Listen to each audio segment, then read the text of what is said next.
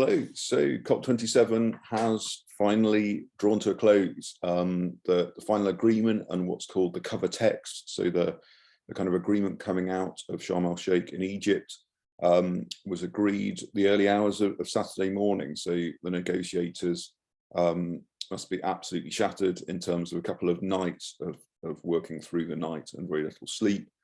So the big news and the thing that's attracting a lot of coverage right now is a big success on this issue of loss and damage, so the impacts of climate change, the negative impacts of climate change, which are already occurring, and agreement for a fund to address loss and damage. This is something which has been on the kind of on the agenda outside of the COPs for about 30 years in terms of the impacts of climate change already happening, and there needing to be a fund to help people who are suffering those losses, whether it's through insurance of a lost crop or rebuilding flooded houses, etc.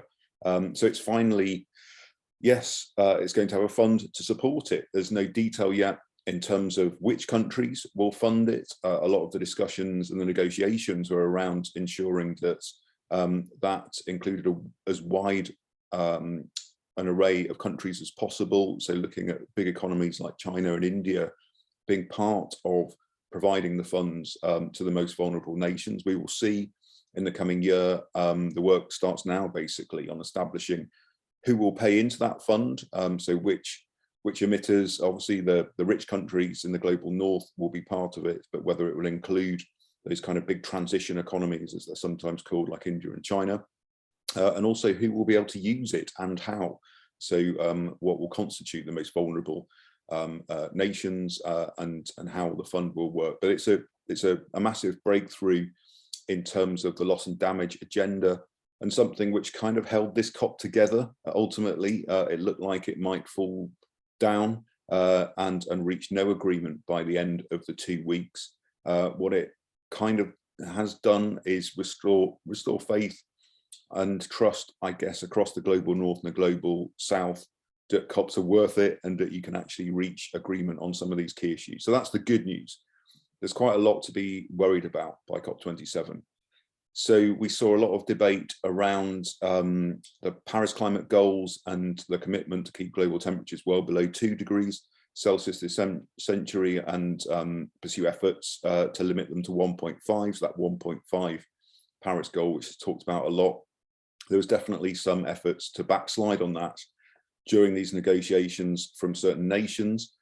We've still got that commitment within the text, but it's been moved to the science bit of the text, so it's arguably a bit less overt than it was coming out of Glasgow.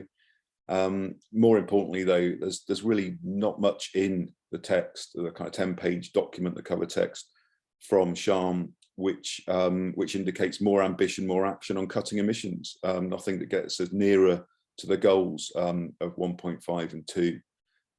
There was a push during negotiations to try and get into the text a commitment to phase down all fossil fuels. So not just coal, which was in the Glasgow pact, but also gas, so natural gas and oil, and that isn't in here. We've still got the kind of the same kind of language really of phasing down coal, but for gas and oil, there isn't stronger language. So that's really disappointing.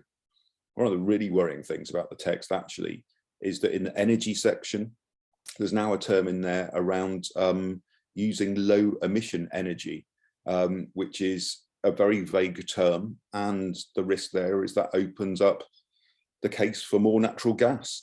So saying that, well, natural gas has a lower carbon footprint than coal, and it does, but it's still not compatible with our Paris climate goals. Certainly new gas exploitation and use just will not allow us to meet the Paris climate goals. So that's really worrying in the text. It depends, I guess, on how you view low emission energy, what you think it is, but it does open up a potential loophole, I guess, there for more natural gas that we cannot afford in a climate emergency.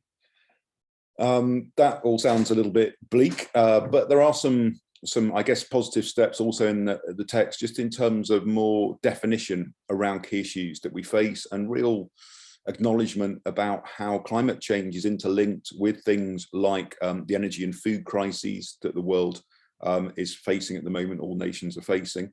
And so we've got new sections within this cover text specific on things like food and food security and the link with climate.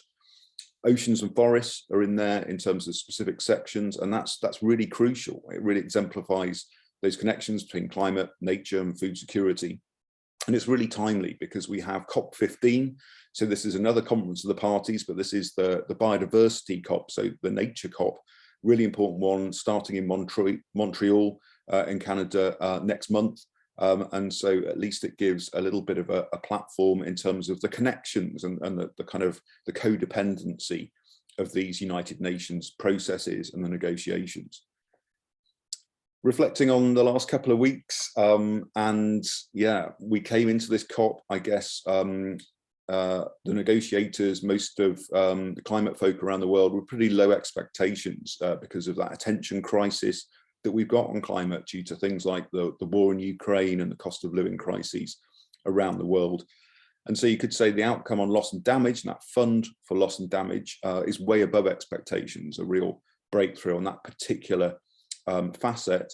But beyond that, it seems to have been more a case of trying to prevent backsliding compared to what was agreed in Glasgow a year ago at COP26.